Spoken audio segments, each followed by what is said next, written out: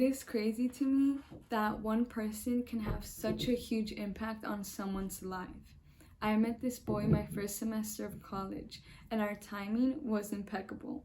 My high school teacher would always say college is where we will discover ourselves, and this boy helped me do just that.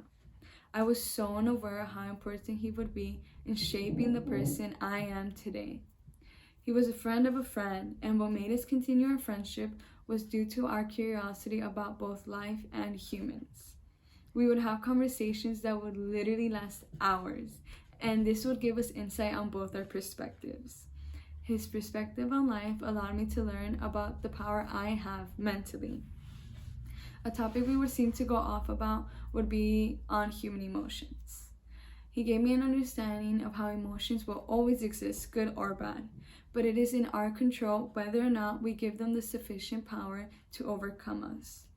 He would always give the example about not promising anything when you're happy and not talking back when you're mad, since the one usually speaking is the emotion, not you. This is something that has helped me, that has allowed me to understand I am not the emotions I feel. And this gave me the power to take control of my mind in a sense, since I do not react towards the emotions I felt. This is something that helped me a lot in everyday life, because despite the ridiculous things that can happen in a day, I know that I have the strength to push through. He also helped me see the impact that social media had on me. Instagram was an app that allowed me to constantly compare myself to people, and it would usually always bring me down. This feeling of not being pretty enough or rich enough to go to these expensive trips always had me unfulfilled with my own life. One day, this was a conversation in which we concluded that people usually post pictures that make their life seem the most interesting and exciting, meaning that what they are showing to the people is what they have strategically decided so they can portray this wonderful life. Every day does not consist of these beautiful places and huge smiles, making their profiles seem almost fake to what their real day-to-day life is. The people I would see on my screen would cause me to have this desire to be as thin as them or to work out so I can have the body they have.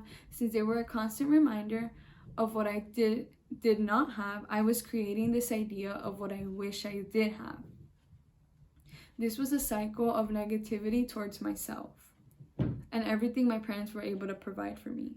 It might not be the same for you, but even the act as following someone is almost a way to distract yourself from your own life so you can be caught up with someone else's. I knew that if this whole app has been secretly getting in the way of me becoming my best self, I had to take the initiative and delete it, which I did.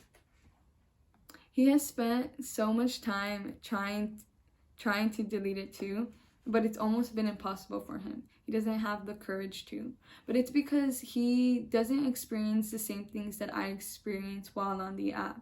He would usually he would usually use it to watch videos about cars or about things of his interest.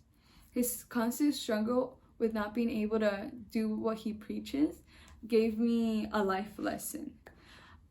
If I want to grow and be the person I want to be, I must take the necessary steps, despite the fact if it's difficult or not.